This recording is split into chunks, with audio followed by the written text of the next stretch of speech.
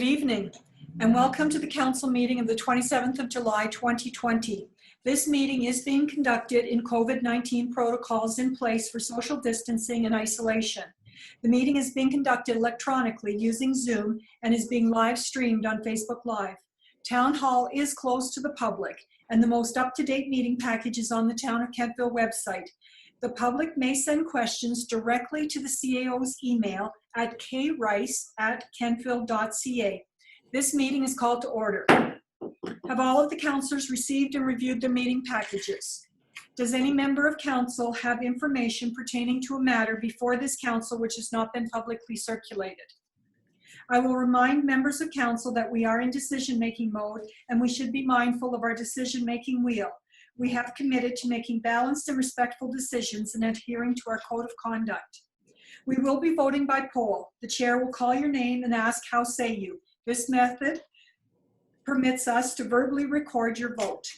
Are there any conflict of interest issues we should be aware of before the meeting commences?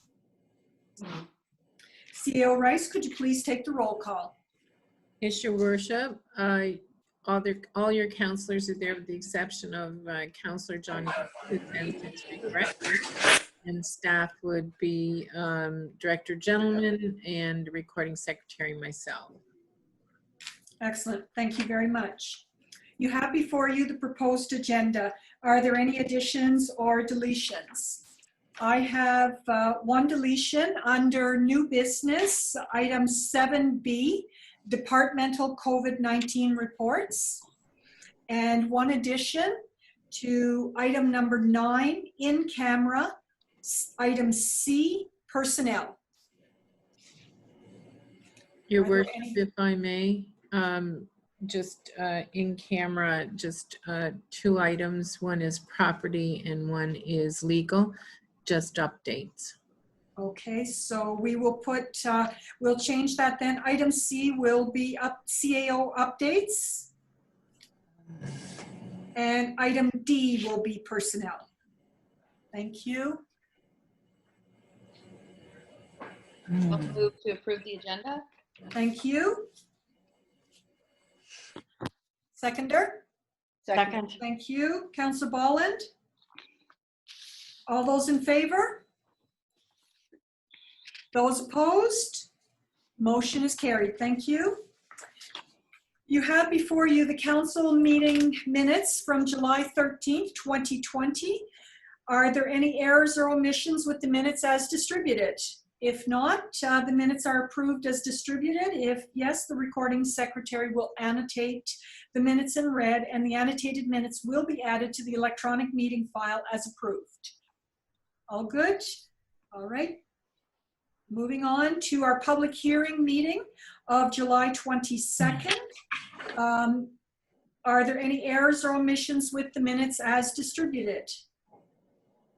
None? All right, moving right on. So we now have unfinished business. The first item under unfinished business is our noise bylaws second draft. So you will recall that at our last meeting, we provided feedback to staff, and they took all of our recommendations, both the verbal ones that we did at the meeting and any that were sent in writing, and they have provided us with a second draft. So you are, or were asked as part of your homework for meeting package to review the second draft. So we have an option here. We can either provide more red lines back to staff, or if you are satisfied with this second draft, we can move to first reading. So I will poll the members of council. Councillor Maxwell. I'm good.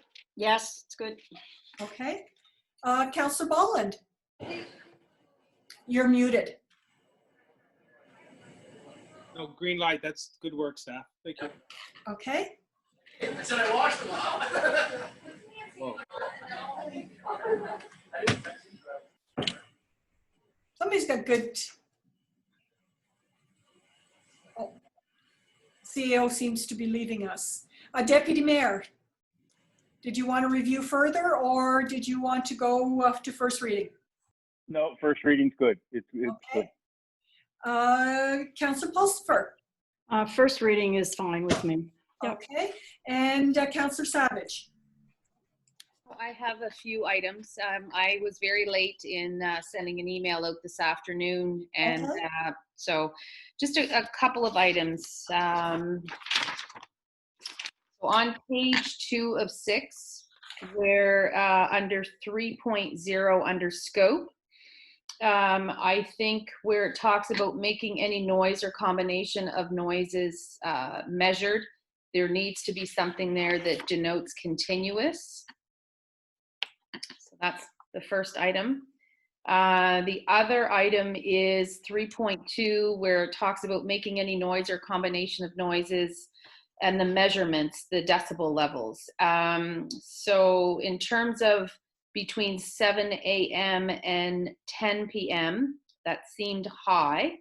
10 p.m. to 7 a.m., rather than seeing it at 70, I'd rather see it at 55. Just referencing back Truro, New Minas, Wolfville, and Windsor, they're 55 or less. And most towns are between 45 and 55, in particular at night.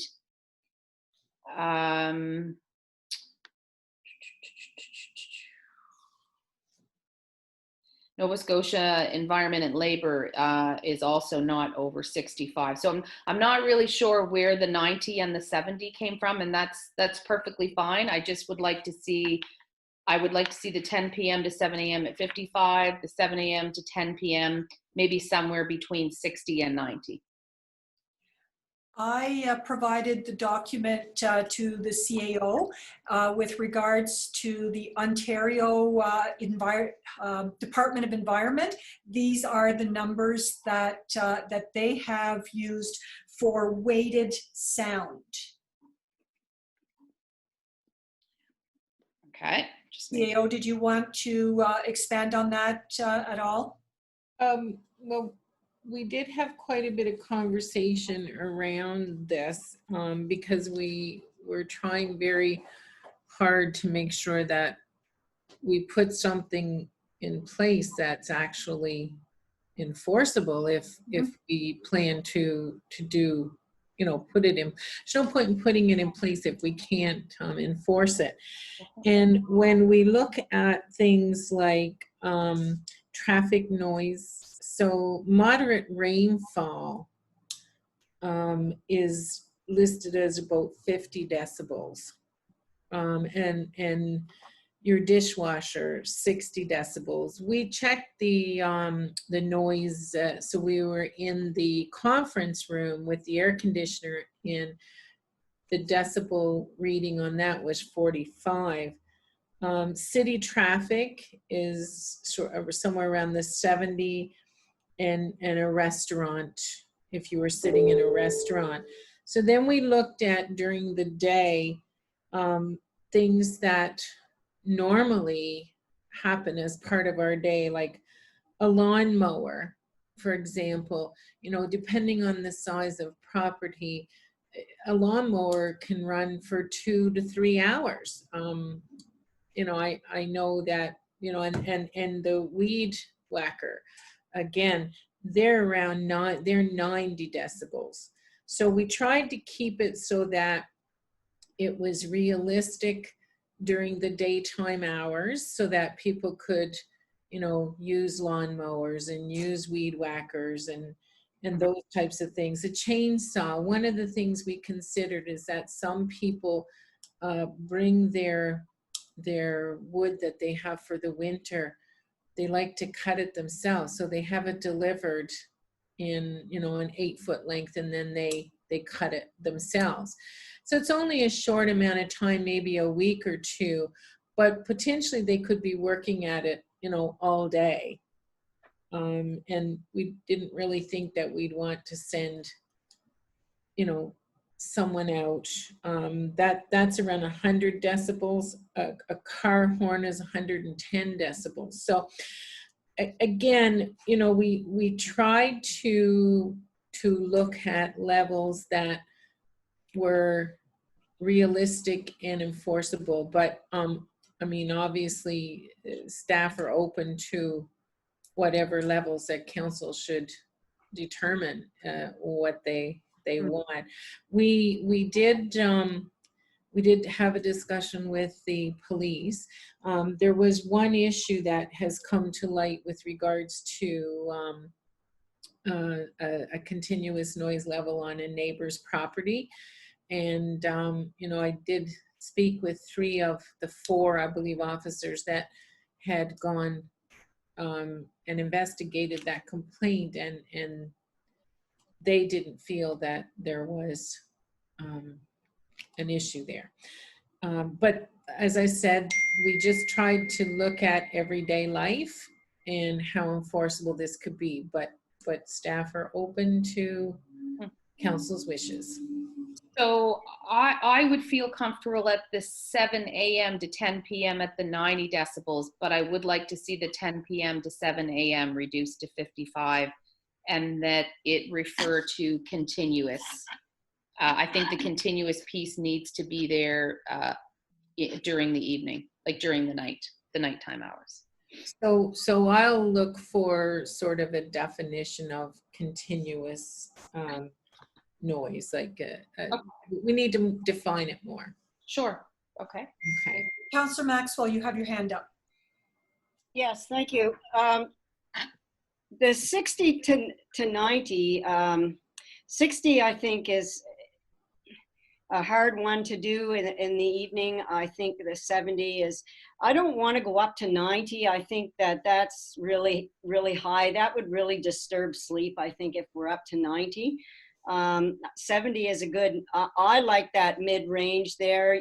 You know, people are trying to sleep at night. You don't want to have a lot of noise going on. I have a building behind me that, you know, if there was parties going on, you know, all night, I certainly wouldn't want it up to 90 decibels and or even 80. And I'm a light sleeper. That would really bother me. And down as low as 55, I think, is we're getting into a little bit of territory there where we're into everyday noise during the day. So I'm quite comfortable with those levels that staff has come up with. It does talk about the applicable A-weighted continuous noise levels in 3.2. I don't know if Councillor Savage missed that or not, but it does talk about continuous noise there. So I just think if we go too low, we're interfering with day-to-day living and during the day, and if we're up too high at night, we're interfering with sleep. So for me, those are good mid-range ones. Thank you. Thank you. Councillor Bolland, you have your hand up. Yeah, thank you, Worship. I endorse Councillor Savage's comments. And I guess the key issue is the after 10 o'clock noise level. And again, the word continuous is in there, but it continues to me at 10 o'clock at night as a neighbor who's got their music up too loud, or a backyard party that's keeping people awake. So I think we need to tweak that number. That being said, is there a commitment then for us to purchase from budget a sound decibel reader unit or of sorts? CAO? So it wasn't included in this budget, and right now I'm in the process of researching. I've asked a couple of towns what their piece of equipment is, and because there's the decibel reader, and then there's also a calibration unit that goes with it. There's 2 pieces. So I really don't have a number yet as to what that would cost. I think that setting decibel levels, we have to purchase that, and we have to go by that, because as you well know, you can put a decibel reader on your phone. And we actually did experiment with that. The staff, 3 of us put decibel readers on our phones, and we measured the same noises, and we were coming up with different readings. So in order for it to be, you know, because we will get the calls that say, you know, my phone says that this is it. But if we go up with a proper decibel reader that's been calibrated, then there's where your enforcement comes from. So I don't believe, I'm hearing somewhere maybe around the $3,000 mark, but I can't really confirm that. So we're still looking into that. Okay. Councillor Savage. Thank you, Your Worship. So to Councillor Maxwell's point around, so where it says exceeds the applicable A-weighted continuous noise levels, I didn't realize the A-weighted referred to the actual decibel reading, but now I understand that it does. So that should be fine. Between 10 p.m. and 7 a.m. though, I'm still at the 55. That's where I'm at with it. Thank you. Does any member of council have an issue if we amend that 70 to 55? Councillor Maxwell. That's 10 p.m. to 7 a.m. You're on mute. Okay, so I'm not sure everybody's understanding this, but so between 10 p.m. and 7 p.m., you want to go to 55. That's incredibly low. 10 p.m. to 7 a.m. To 7 a.m. So from 10 o'clock at night till 7 o'clock in the morning. Yeah. We want low noise levels. Okay. All right. I see what you're saying there. Okay. I'm okay with that.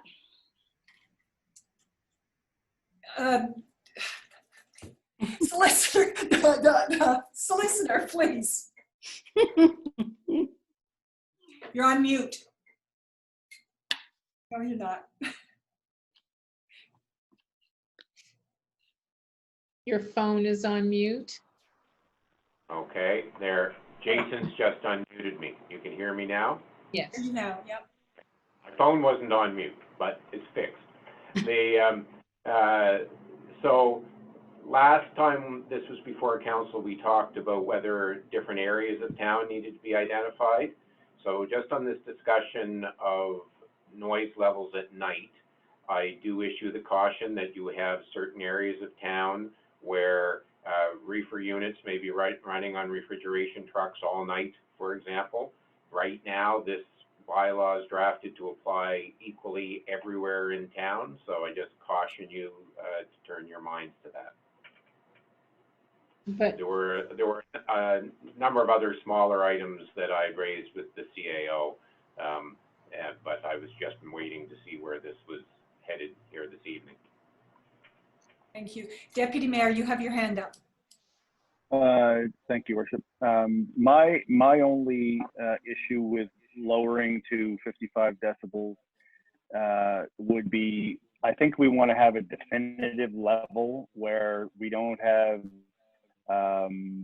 everybody calling in because, you know, there's some, if I believe the CAO said dishwasher 65. You know, if you've got it too low, then anybody can call in for any reason. Whereas if you've got it just a little bit higher and make sure that it says continuous, it actually has to be something that's bothering people, not just you know, a nuisance or someone, you know, trying to be a pain. Thank you. So you would recommend a 65? 65 or keep it at 70. Councillor Savage, your hand's up. Thank you, Worship. Yeah, and I think when I'm talking about lowering it to 55 and you say about dishwasher being in that 60 to 65 area, you got to remember though, you've got somebody in the next house over, and even though it's between 60 and 65 decibels in their home, the next door neighbor probably isn't going to hear that at the same level, right? So that's sort of where I'm going with this. And I know that I'm pushing it, so but everybody has their own, whatever everybody's comfortable with, but I'm comfortable at that. So you're comfortable at the 55? Yes. Mm-hmm. Yes. Did we want to push this back to staff, or did we want to vote on the 55, 65? Councillor Maxwell, I see you. And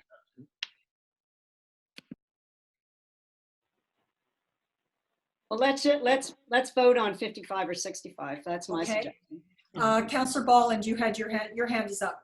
yeah, thank you, Worship. Through to Councillor Savage. What are the numbers again for similar sized municipalities such as ours? I think you mentioned. Yep. Wolfville.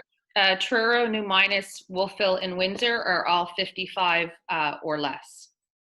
And Wolfville included, 55 or less. Yes. Mm-hmm. Okay. Thank you. You're welcome. All right, so 65 and 55. Councillor Maxwell, how say you?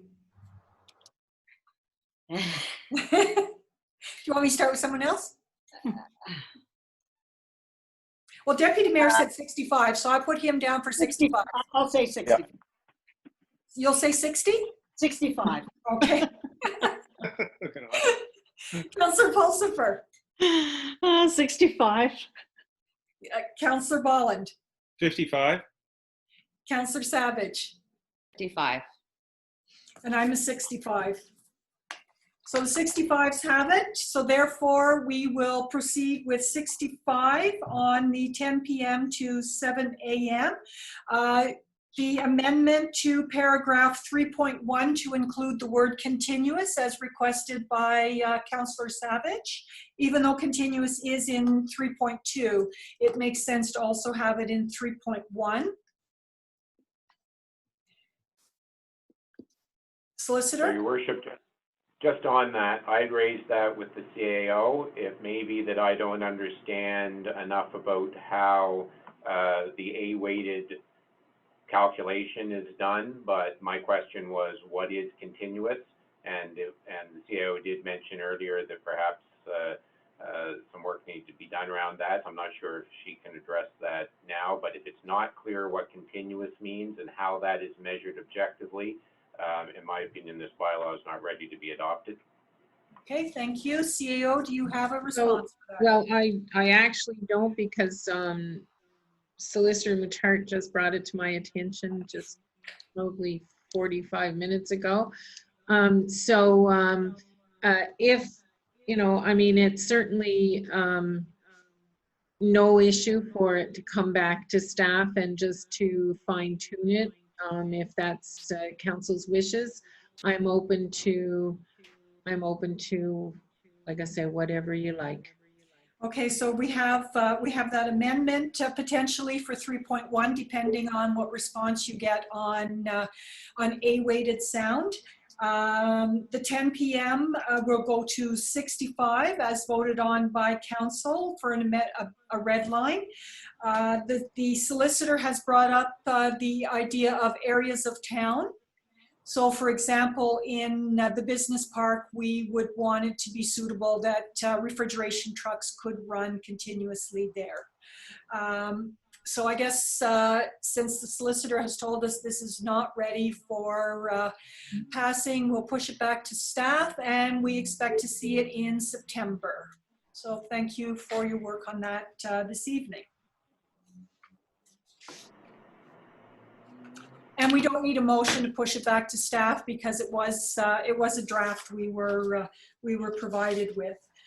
So our next unfinished business is second reading of the land use bylaw for schools in R2 zones. So there is a recommendation from staff to approve second reading of the VCLA request for an amendment to the LUB to include schools in the R2 residential zones subject to specific criteria. If we could have that moved. So moved. Thank you, Councillor Maxwell. And seconded, Councillor Savage. It has been moved and seconded that council approve second reading of the VCLA request for an amendment to the LUB to include schools in the R2 residential zones subject to specific criteria. Is there any discussion? Question. The question is on adoption of the motion to approve second reading of the VCLA request for amendment to the LUB to include schools in R2 residential zones subject to specific criteria. Deputy Mayor, how say you? Yes. Councillor Bolland, how say you? Yes? Councillor Maxwell, how say you? Yes. Councillor Pulsifer, how say you? Councillor Andrew was not is not permitted to vote on this as he was not present at the public hearing, and I realize he's not present here this evening, but just following through. Councillor Savage, how say you? Yes. And I say yes. The motion is carried. Our next piece of business is second reading on the land use bylaw for municipal election signage. And there is a request from council to approve second reading of the amendment to the LUB for municipal election signs. If I could have that moved, please. So moved. Councillor Bolland, thank you. And a seconder? Second. Councillor Maxwell, thank you. It has been moved and seconded that council approve second reading of the amendment to the LUB for municipal election signs. Is there any discussion? Savage. Thank you, Worship. Obviously we had our public meeting the other night, and I know that there was only one item of correspondence in from Jillian York. Since that time, I've had an opportunity to speak with a number of other people, some folks that are maybe interested in running for council, or just their overall feelings on folks that want to put their name forward.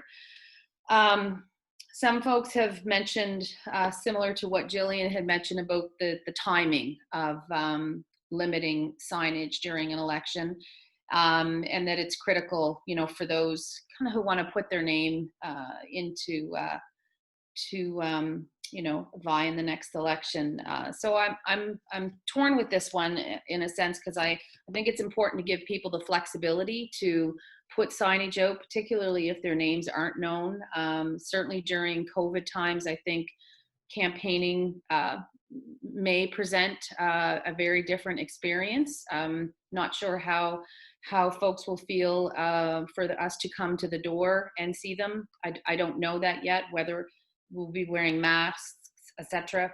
And I just think, you know, in terms of the environment, we're all conscious of that. So I just think people should have the flexibility to have some signs out, and maybe they limit it to 10, maybe they limit it to 15, who knows? But I feel stronger and stronger about that people should have that flexibility and make that informed decision themselves, and be respectful of the environment while at the same time. Thank you. Councillor Maxwell, I see your hand is up. Yes, thank you. I really don't think we can be respectful of the environment when we're littering the town with signs. There are many ways that we can get our name out. We can set up Facebook pages. A number of us have done that on social media. We can do flyer runs in the local flyers. We can put a page out so that everybody can see it. We can do telephone calls to people within town. There's many ways. I have also talked to some people who are running in the next election, and they don't have a problem with having 6 signs out. And I think that everybody had an opportunity to speak at the public hearing. We heard from one person, and I think that speaks volumes. So if we couldn't get ourselves to make a voice, if candidates couldn't come to us and tell us, this is what we want, then I'm more inclined than ever to say 6 signs and use the other options that are available to you. Why don't we lead the way in the environment, and instead of littering our town? Other towns seem to be able to do it. Wolfville seems to be able to do it close by, no signs there, and yet they seem perfectly capable of electing a council. And it's done in other areas as well. So there's all kinds of ways. Where there's a will, there's a way. Thank you. Thank you. Councillor Bolland. Yeah, thank you, Worship. Just to echo her comments. I mean, you know, this initiative was brought to us after Christmas. It's not new or the last minute. And again, only one submission by a citizen against this. Let's show some leadership here. We've all used social media in the last turn, flyers, etc. There are a lot of cities across the country that have no signs of any sort through legislation. Yarmouth has just passed theirs, as you all know. So, you know, it's the right thing to do. Have 6 signs, you can make them as big as you want. But still, I think we need to show some leadership here. And again, only one objection of over 6,000 residents. I think it's been looked upon very favorably. So let's do it. Thank you.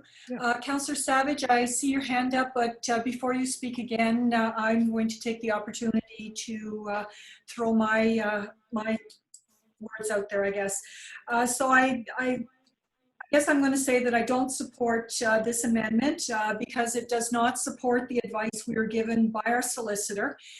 We did request his input, and we actually paid for that advice, and it has there's a reason we ask for advice, and I think that it behooves us to follow it, especially when there have not been the challenges that we see coming with this this bylaw as we look at provincial and federal elections as well, not just from a municipal perspective.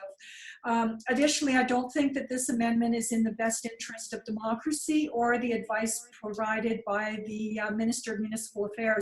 Last week, Porter offered this advice to candidates running in municipal elections: use signs, printed material, telephone, social media, or virtual options to engage with the constituents rather than canvassing door to door.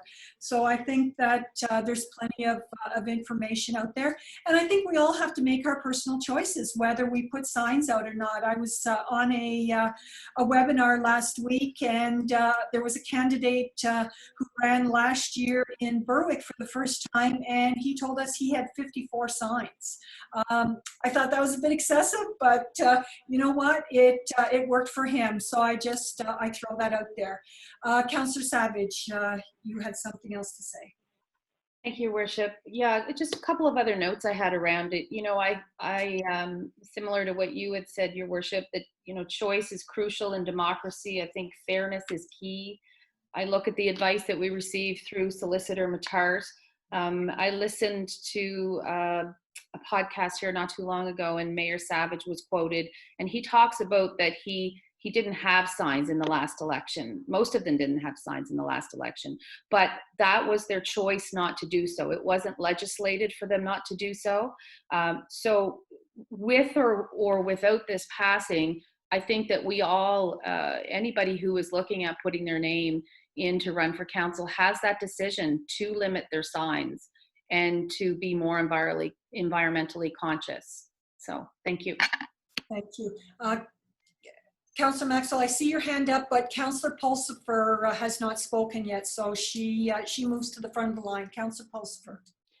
Thank you. I just wanted to make an addition to the comments referencing using Facebook as a way of campaigning, and I don't feel that reaches a fair demographic of our people, especially perhaps seniors that aren't on Facebook, and there are some people that just don't use Facebook, so they would definitely be, I believe, put at a disadvantage by not seeing signs around through the town and neighborhood.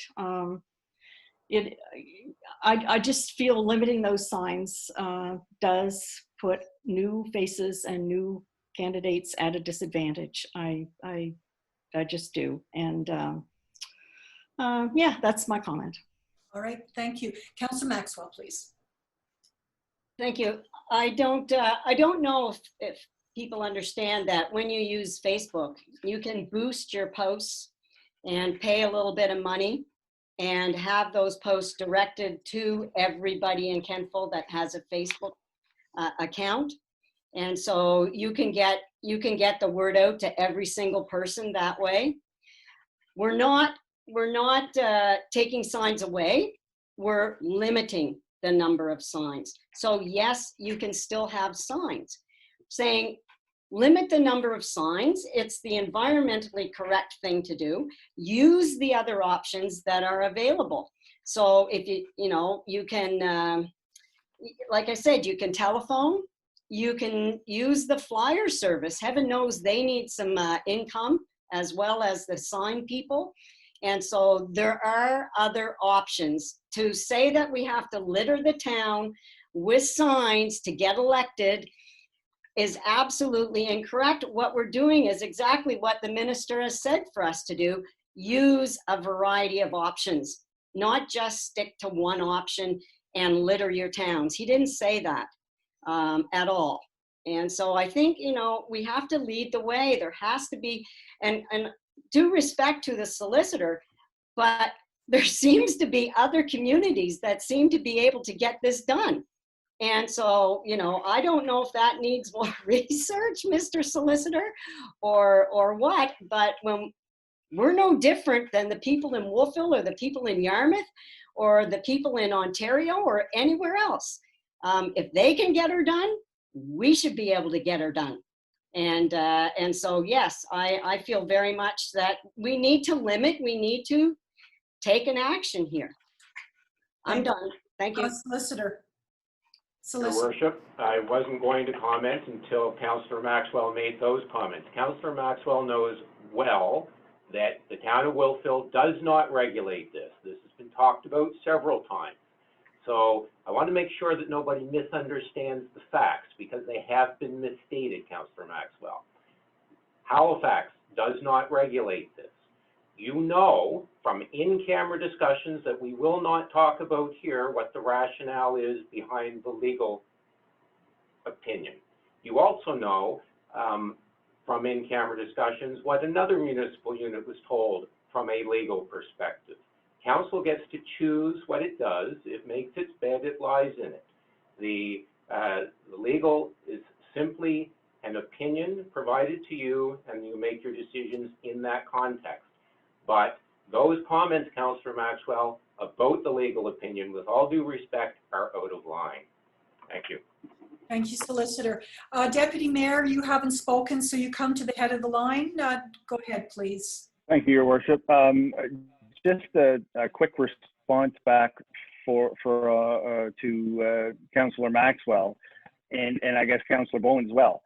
I think it's a good idea, but I don't think the rationale of don't put 12 signs or 15 signs or 20 signs out there yet. Let's get 1,000 flyers made up that are going to end up in the trash anyways, because that's ultimately where they're going to go. I don't understand that. I think it's a good initiative. I think it should be thought out. The legalities of it, I won't even touch that because I'm no expert. But I find it hard to support something to say, don't put up 20 signs. Go out and get 2,000 flyers made up that are ultimately going to end up in the landfill. Thank you. No. Thank you. Councillor Bolland, your hand is up. Thank you, Your Worship. Paper flyers are recyclable. Okay. Going back to Yarmouth, their policy was created by their solicitor, and Yarmouth's policy is much far reaching than ours. Theirs covers every form of election, not just municipal. This is just municipal. So Yarmouth has passed it, so I've got no legal concerns. Again, ours is a much smaller piece of the pie compared to Yarmouth. Flyers are recyclable. If there's a feeling from Councillor Savage that she'd be happy with 10 signs versus 6, that could be compromised, but I think it'll be shame to have new candidates spend hundreds of dollars on dozens of signs, etc., where they go to the landfill, and we're trying to do the right thing and and put a green side to the town. So I'm not sure if Councillor Savage is firm on 6 or. That's not what we're looking at tonight. We're at second reading of the bylaw as it was went to the public hearing. Councillor Savage, do you have something new to add?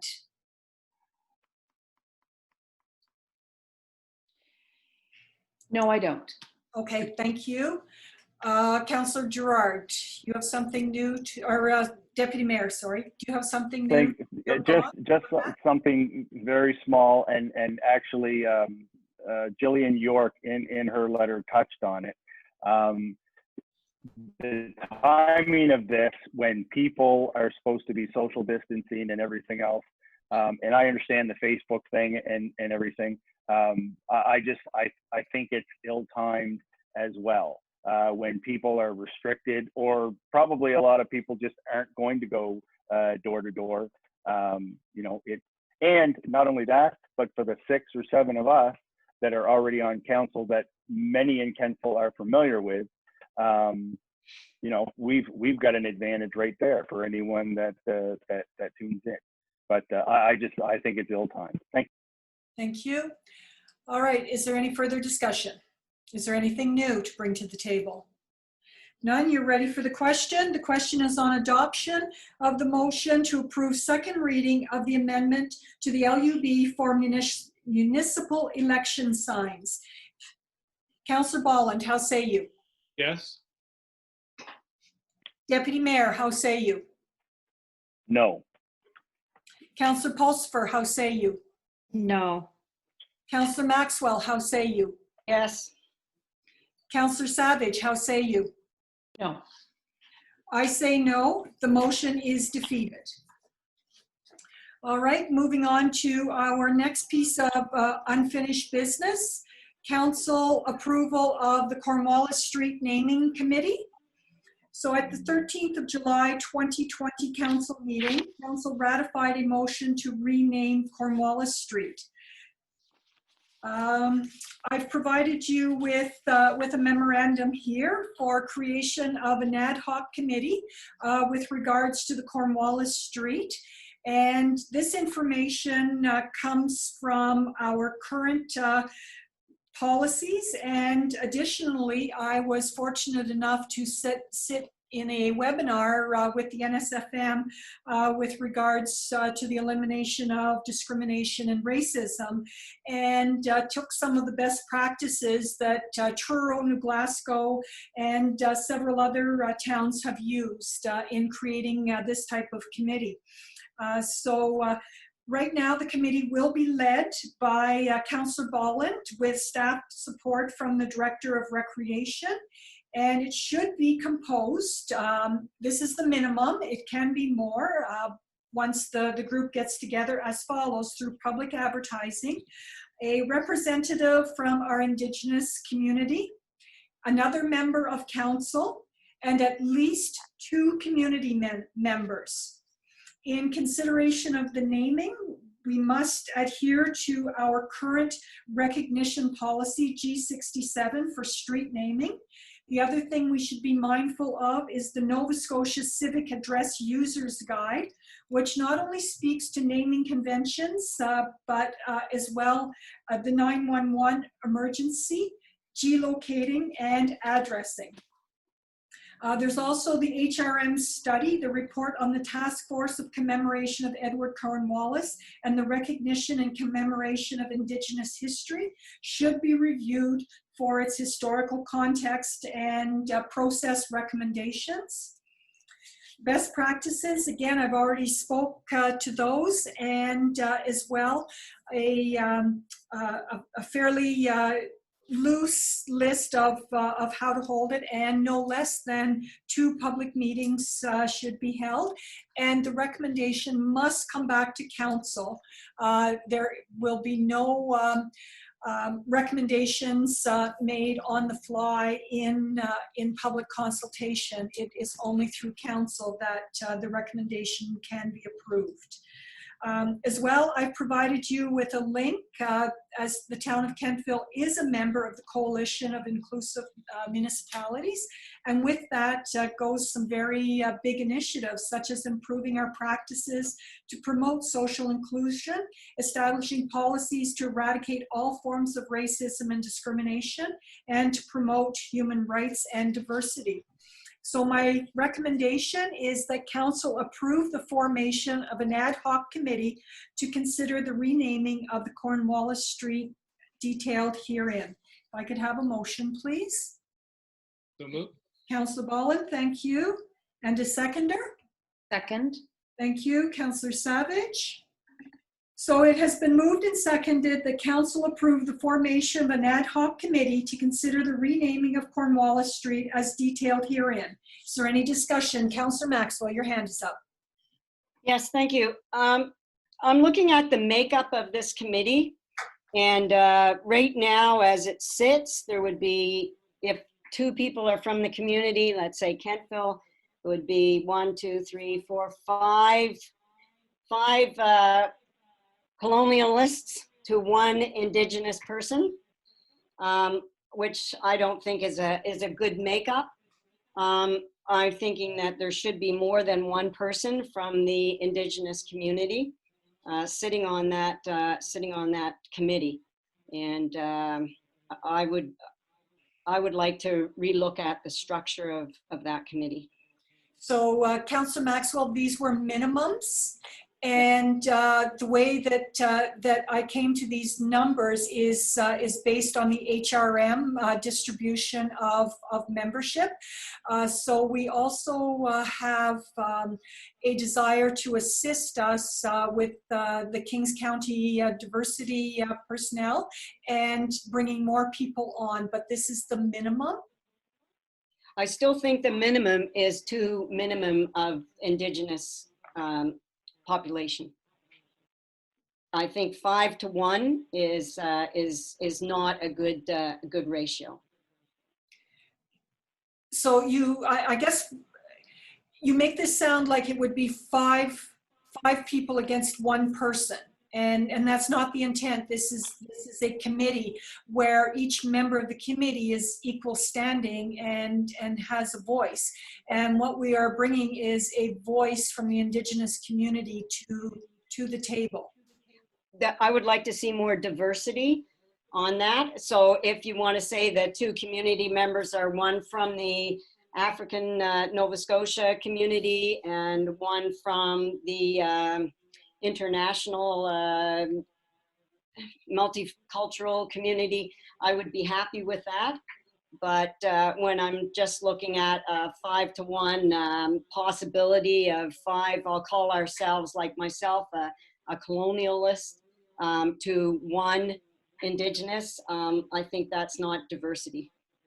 All right, so you think there should be more diversity? Yes. So the numbers, pushing this to our lead, to Councillor Ballin and our Director of Recreation, along with the diversity person from Kings County, to do the terms of reference and the makeup of the team, and then go looking for people within our community. Is that satisfactory to you? That would be satisfactory. I would like to see what they recommend. I would like to see more diversity in that minimum group, for sure. All right. Yeah.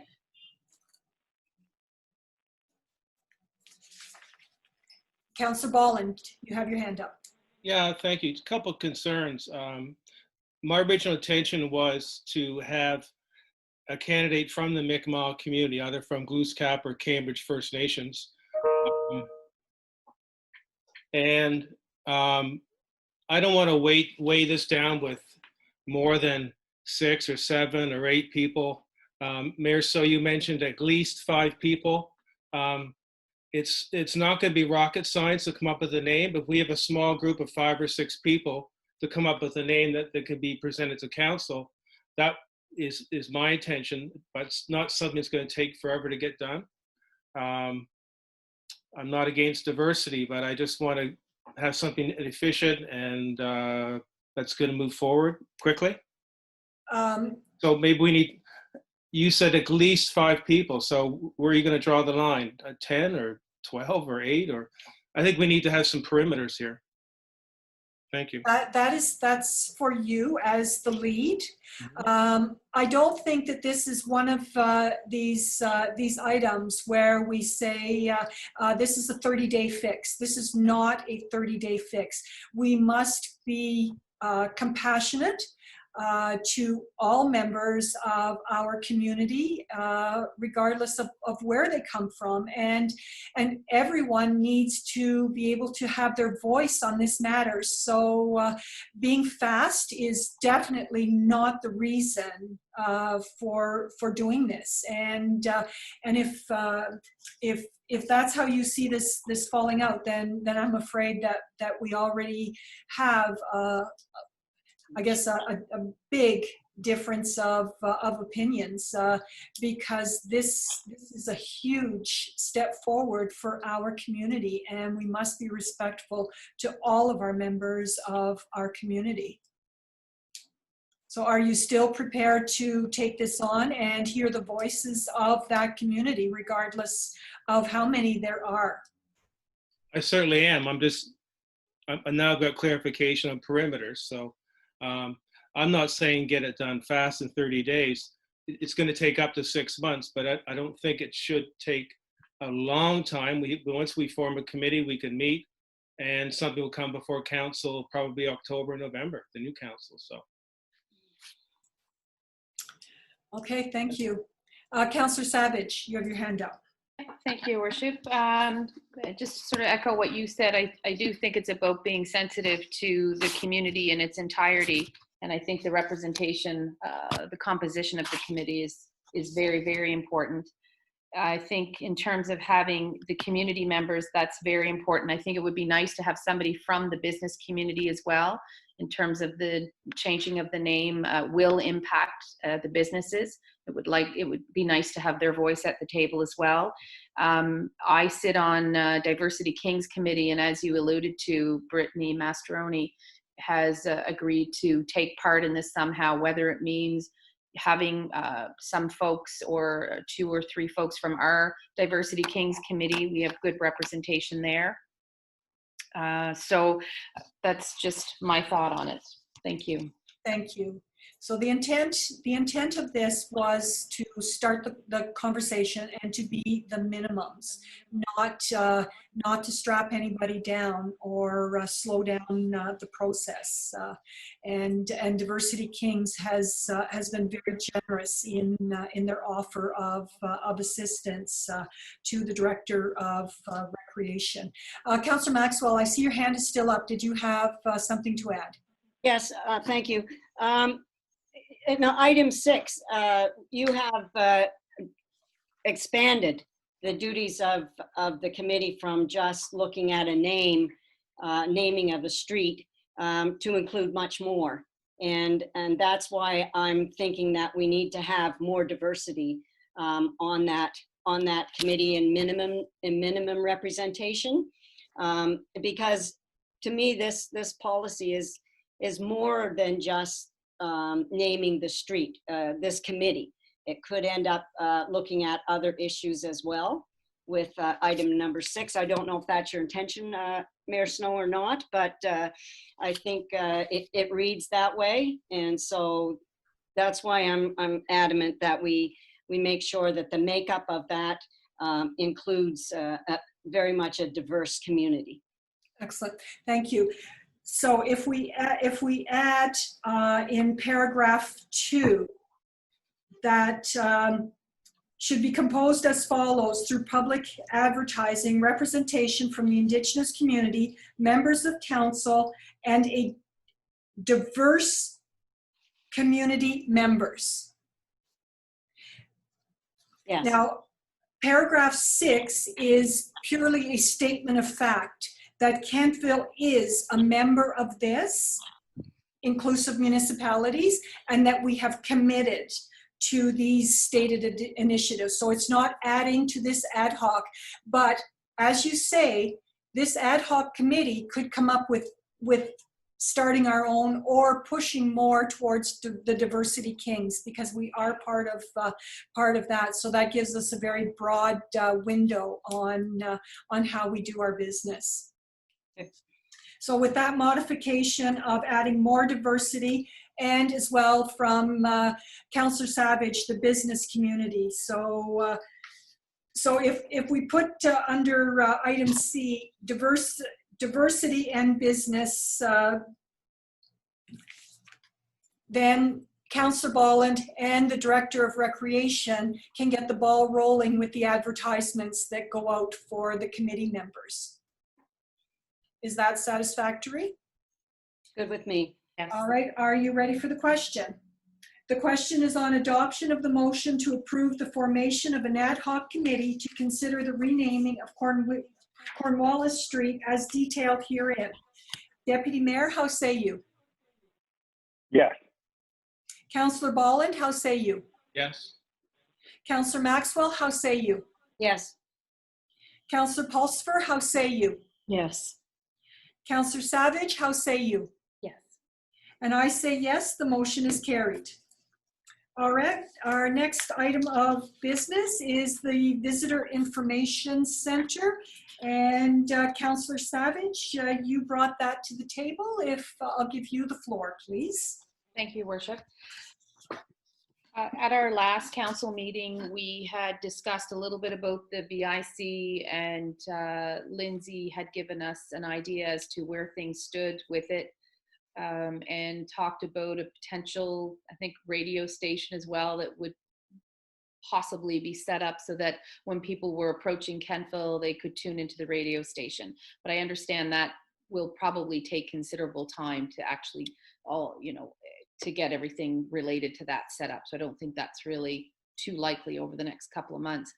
Thinking in terms of, the staycations, we're still in our Atlantic bubble. So I know a lot of people are traveling through the respective provinces within that bubble. And I'm just trying to get a sense of where we're at with VIC and getting that open, and if we're in a position to open it. CAO. The CAO. Thank you.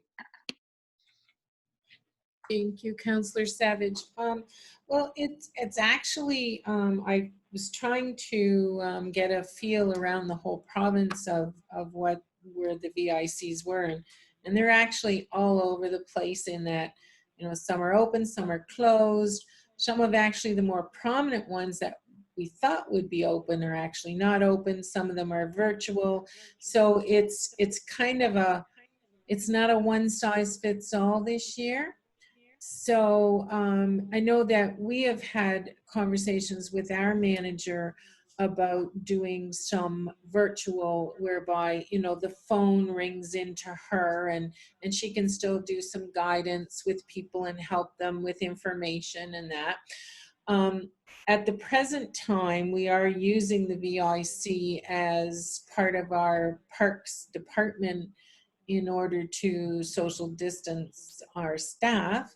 But I spoke with the recreation director, and we can move that staff around. We're pretty confident that we can accommodate them in another building. So we may have to do just a temporary slight modification.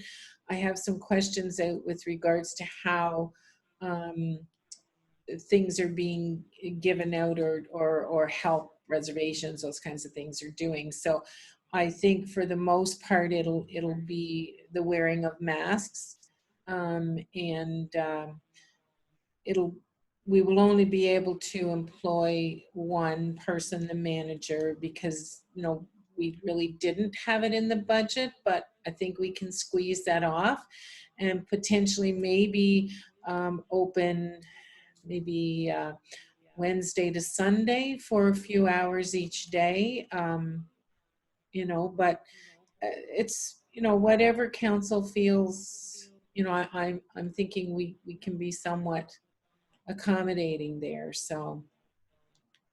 Are we in a position to, do we have sufficient brochures, things like that to? We have some things, we don't have an overabundance, and we don't have any new doers or dreamers.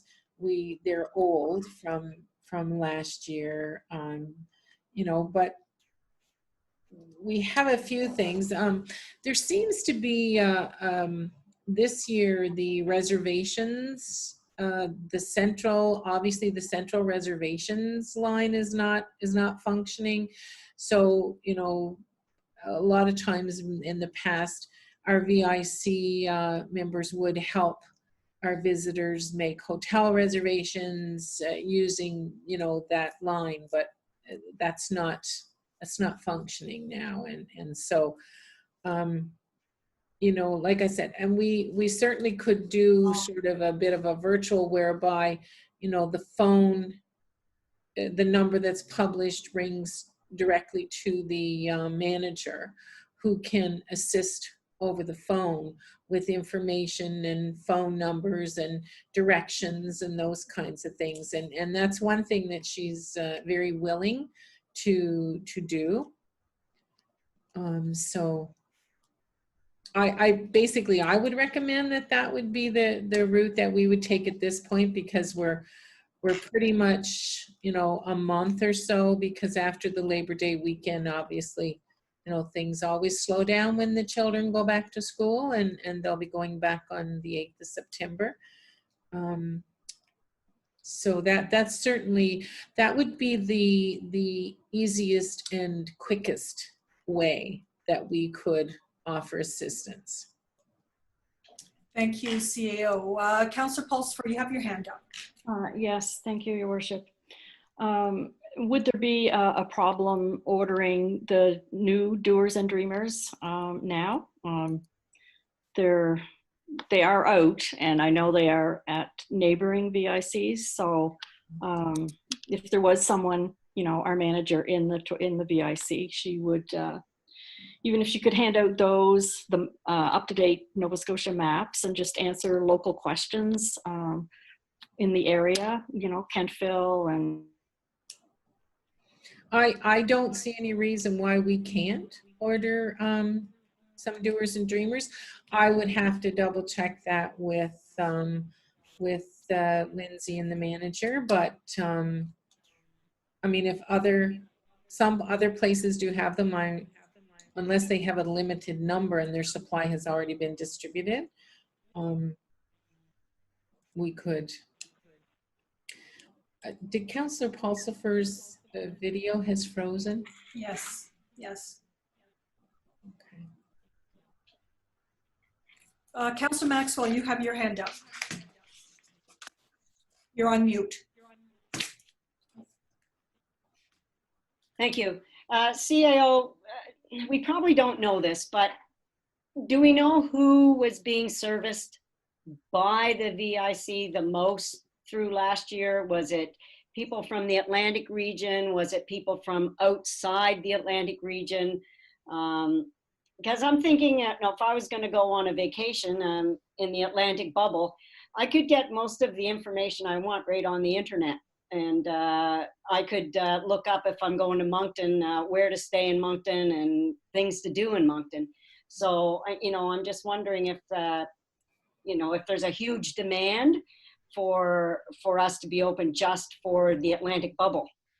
And so I'm not sure if any of you saw it or not, but there was a news report on the weekend by New Brunswick Tourism Visitor Information Centers, and they were all stating that 90 to 95% of what they were seeing that did access the centers that were open were from New Brunswick, and they've seen a few Nova Scotia.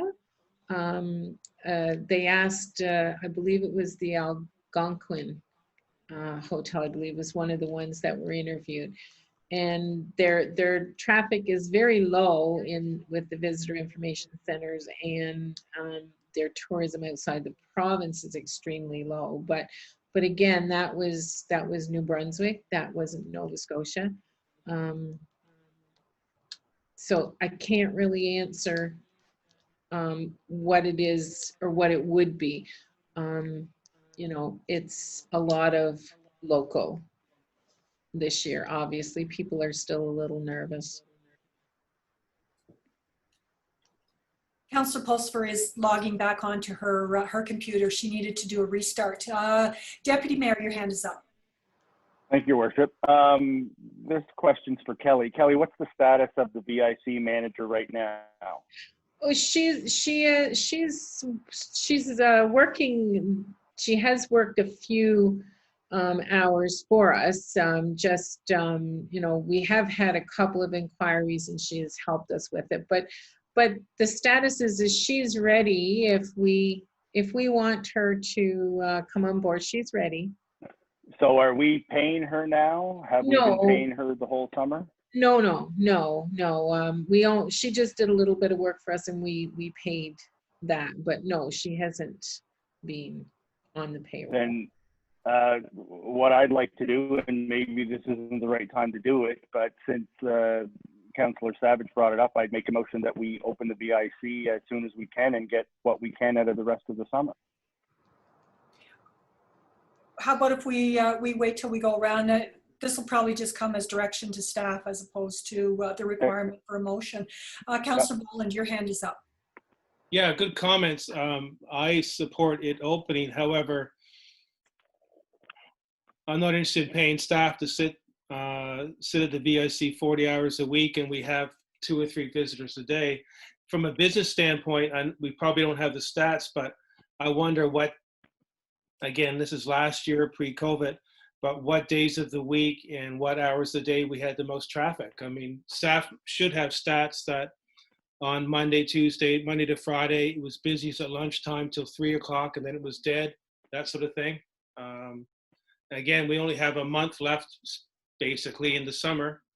Any information about that, CO, or any sense of that? Well, yes, we do have those stats.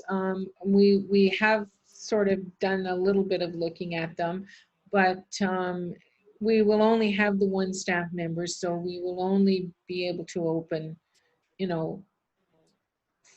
maybe 40 hours or less. But we were thinking, it seems to be the traffic tendencies were, Wednesdays to Sundays. So people tend to travel more around the weekends.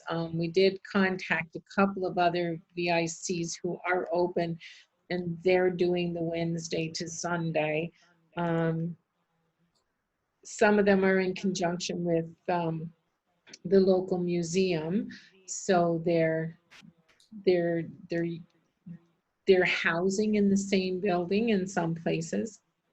But, I would suggest that it would be, a maximum would be 5 days, and because with only having 1 employee,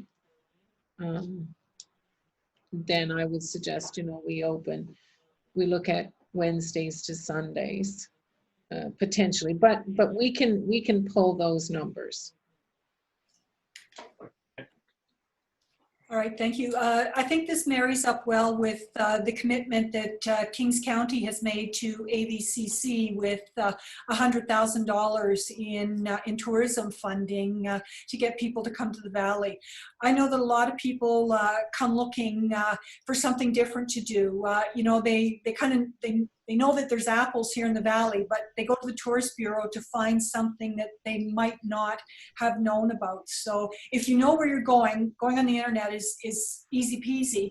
But if you're looking for that special thing, or our Annapolis Valley map is the one that AVCC did with the Valley Wren last year, is one of the greatest maps, because it actually gets you on the back roads that a normal map doesn't get, or that your GPS probably won't get you to. So this doesn't take you to the swamp, it actually takes you to the places that you might want to go. Councillor Savage. Yeah, I just had a couple of comments. I mean, we relocated the VIC, we paid to upgrade it. We're in an Atlantic bubble. We have a manager, if the budget provides for it, look at some of the trends from last year. I think it's super, super important to have it opened this year. Thank you. Councillor Pulsifer.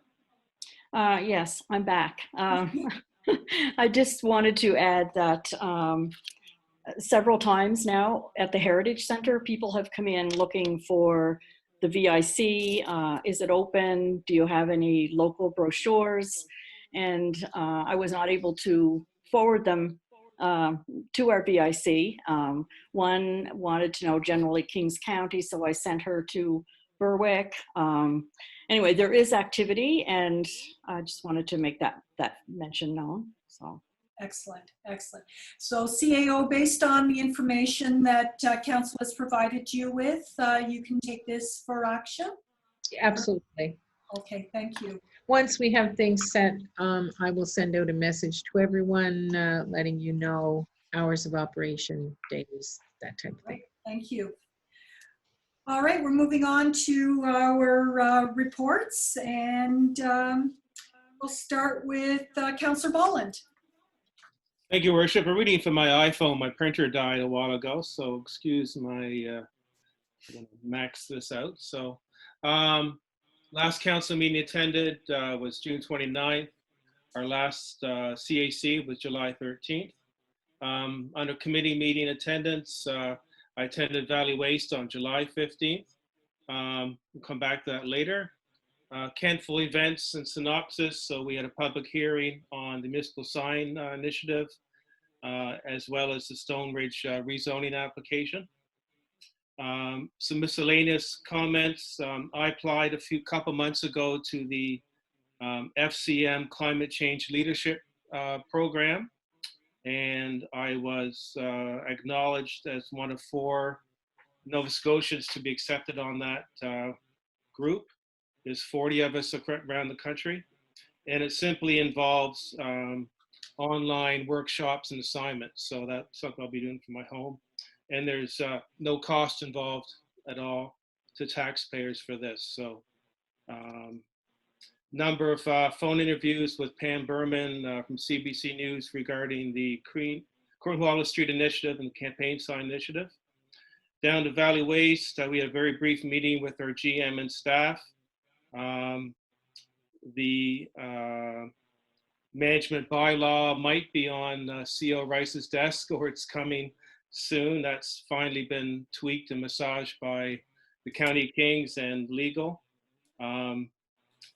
The cottage bins in what we call cottage country, they're slowly being diverted to roadside pickups. There's been some education on that, really good reception by cottage owners and associations, so that's moving forward. And there will be a fall cleanup in late September. And that is my report. Excellent, thank you. Thank you. Deputy Mayor. Thank you, Worship. And I do apologize. I didn't think of texting it because I couldn't figure out how to get it to my phone. Anyways, last council meeting was June 29th. Last CAC was July 13th. July 8th, I attended the emergency meeting for the PACE funding. July 20th, the REMAC meeting where we spoke about the COVID-19 and fire ban. And I also attended the public hearing on the 2 things that are coming to council. And that is my report. Thank you. Excellent, thank you very much. Councillor Maxwell. Thank you. First of all, I'll apologize to my colleagues and the public for not having a report in. To be honest, I've been flat out nursing my mom, and I didn't even realize that I didn't have it in until Monday. And I was just too tired. I just didn't do it. I've been to everything I'm supposed to be at. The last council meeting, June 29th. The last council advisory, July 13th. I attended the public hearing on July 22nd and the council emergency meeting on July the 8th. And my other committees have not been up and running right now. So thank you. Excellent, thank you. Councillor Savage. Thank you, Worship. So same as the rest of the folks, last council meeting attended was in June 29th and CAC was July 13th.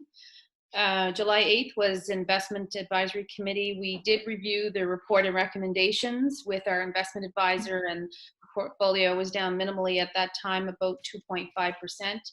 COVID-19 certainly has prompted discussions around our investment policy statement And we've looked at some amendments that we may wish to make that would allow us to explore the concept more of income and growth within the portfolio. So it's looking like a slight modification will be sent off to the minister for approval, which will amend our equity position within the portfolio mix. It will increase it slightly. I don't recall exactly what it is, Your Worship, but I think it might have been 3 or 4%, something along those lines. July 16th was regional sewer.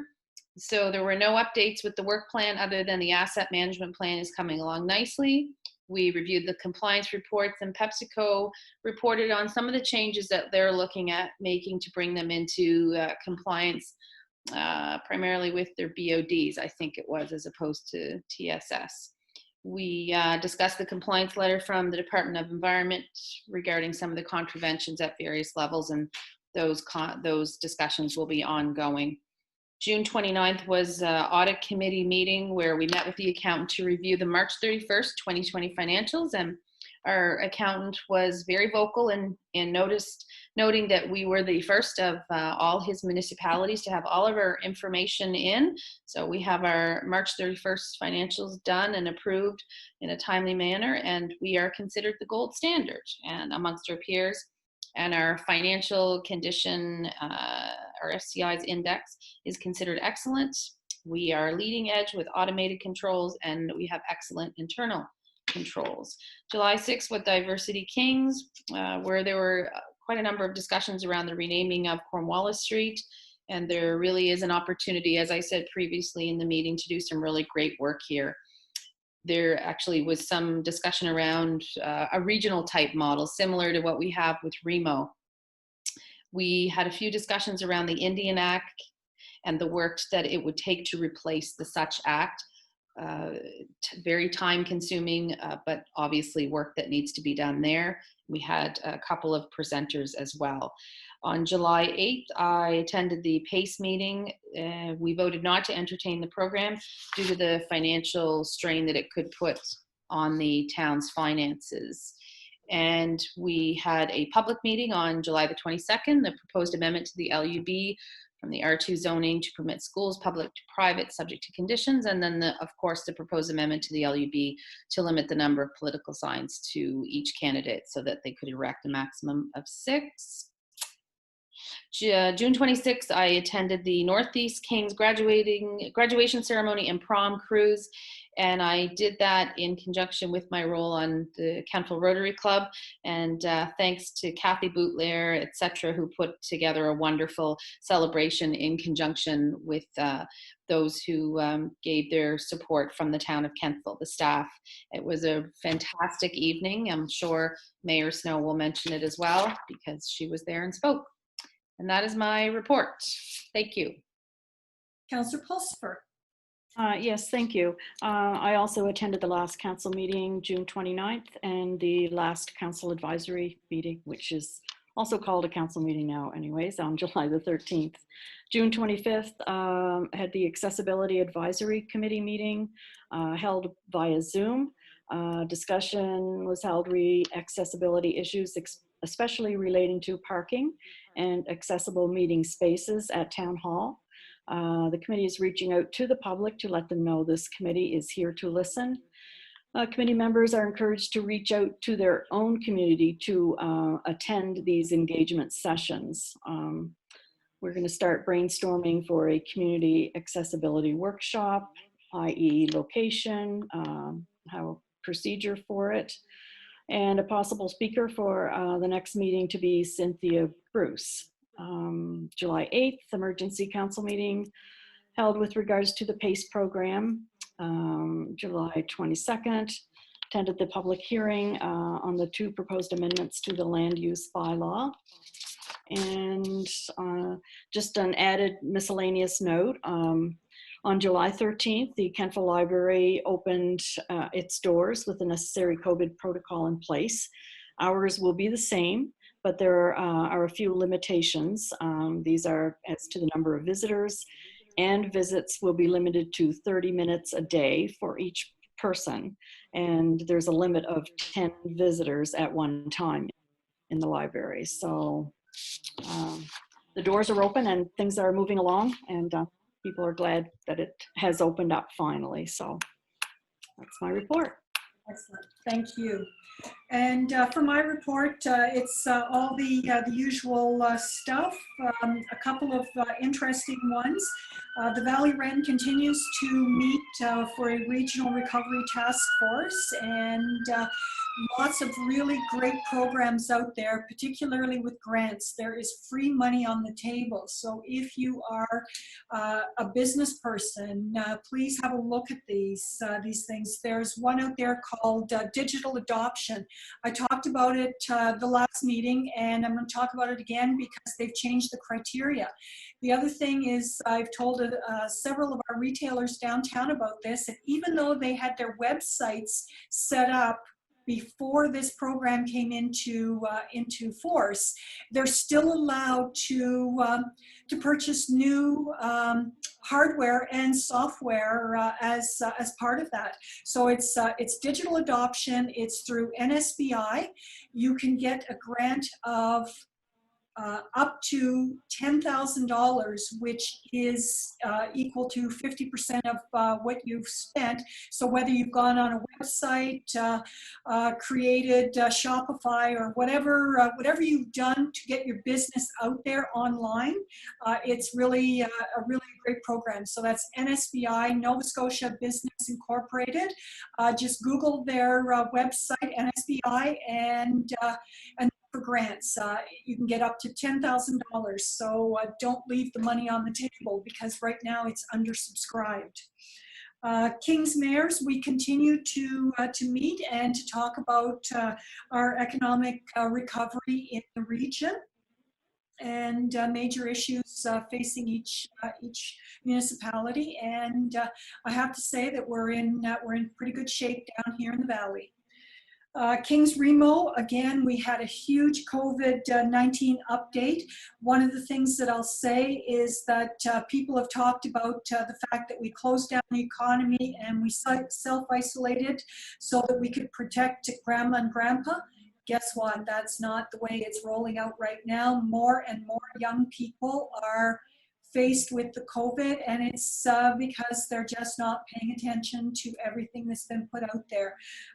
In addition, we talked about wildfires. This is a very dry year.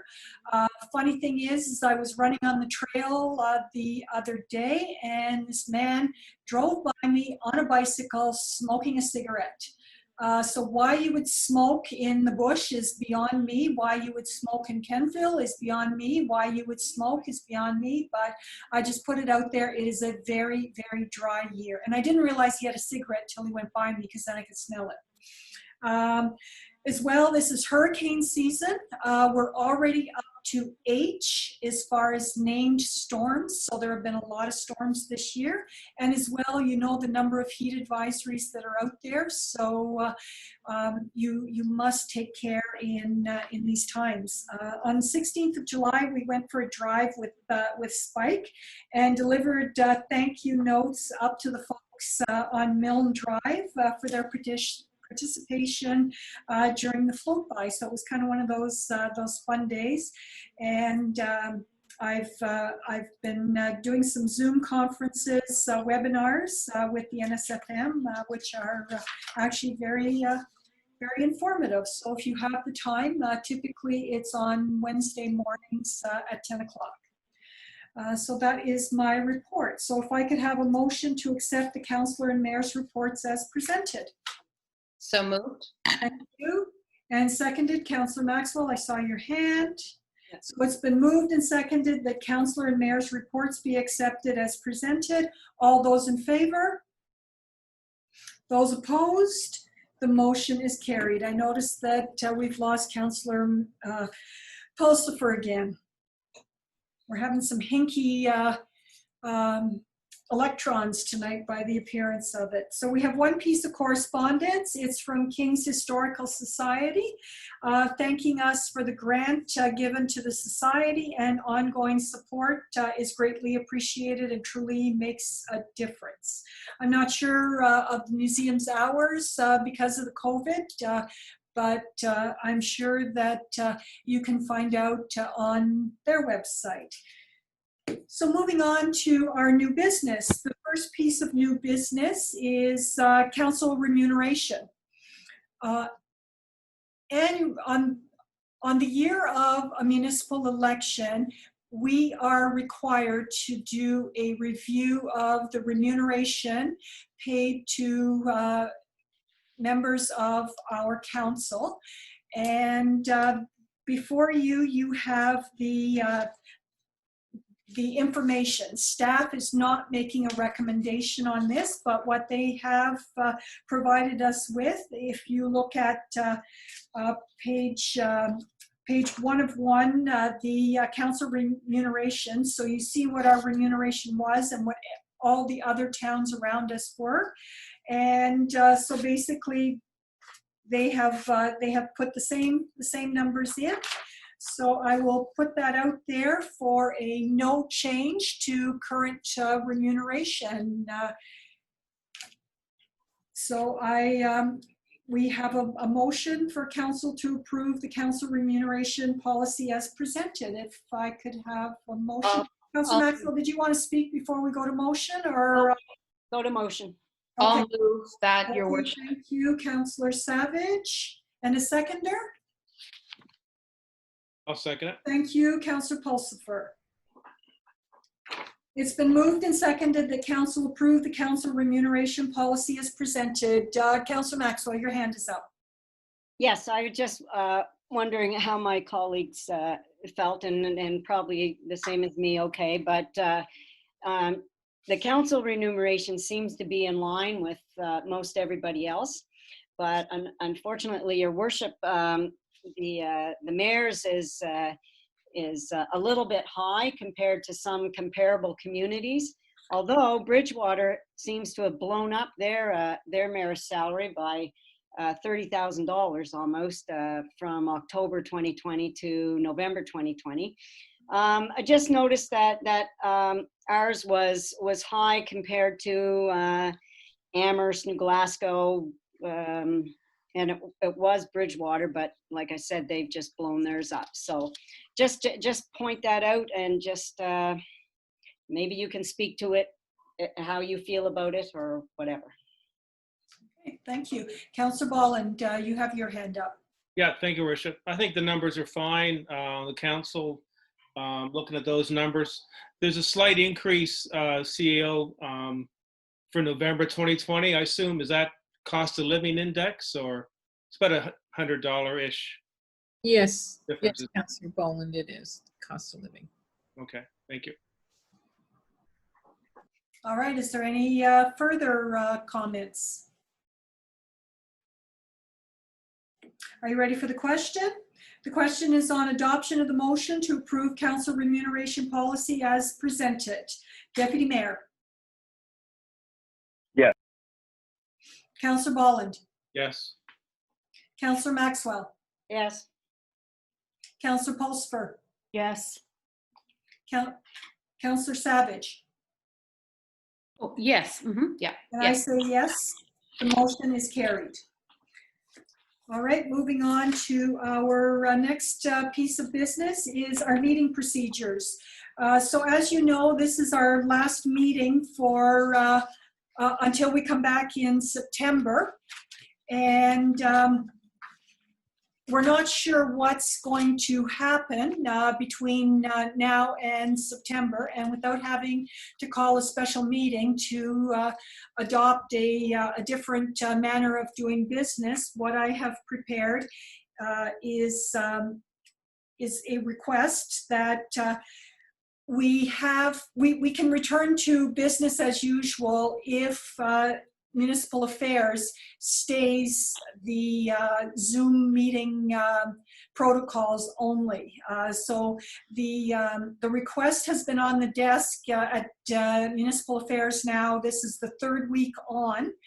Councils are requesting to be permitted to meet in person or in Zoom, dependent on whether or not a council has the ability to socially distance in a council chamber. So I would like to have us be prepared regardless of what comes out. And that's what this motion is the council return to business as per the G70 meeting policy if the ministerial order of the 22nd of March 2020 is stayed or modified.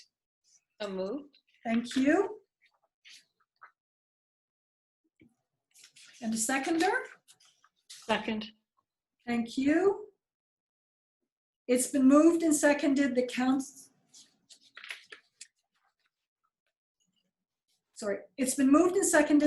return to business as per the G70 meeting policy if the ministerial order of the 22nd of March 2020 is stayed or modified by the next scheduled meeting of council. Is there any further discussion? Councillor Maxwell. I'm just wondering if we should make a comment there that we should be wearing masks if we're at the council table. I know in ours, unless we're drastically changing the way that the structure is, we wouldn't be able to maintain the 6-foot distance. And so if we're within 2 feet, we should be wearing masks, and I don't think that's going to change by September. So I'm just wondering if there should be a statement there saying that we would return, but we would be wearing masks if we're in chambers. I guess what I'm saying is the only part that we're not doing any of the medical part of this. That all still pertains. What we're looking at is the ability to meet in the chamber. So we would still have to meet under the criteria established by the Department of Health, Okay. but we would go back to being allowed to meet in chambers. Okay. Is there any further discussion? So are you ready for the question? The question is on adoption of the motion to return to business as per the G70 policy if the ministerial order of 22nd of March 2020 is stayed or modified by the next scheduled meeting of council. Deputy Mayor, how say you? Yes. Councillor Bolland, how say you? Yes. Councillor Maxwell, how say you? Yes. Councillor Pulsfer, how say you? Yes. Councillor Savage, how say you? Yes. I say yes, the motion is carried. Council has confidential business which must be conducted in a closed session. We require a motion to go into a closed session to discuss the agenda item. We will be returning to Facebook Live for a motion after we complete our business. So if I could have a motion, please. Deputy Mayor? And a seconder? Councillor Bolland, thank you. It has been moved and seconded that council move into a closed session. The question is on adoption of the motion to move into a closed session. All those in favor? Those opposed? The motion is carried. Thank you. And the time is 5:32.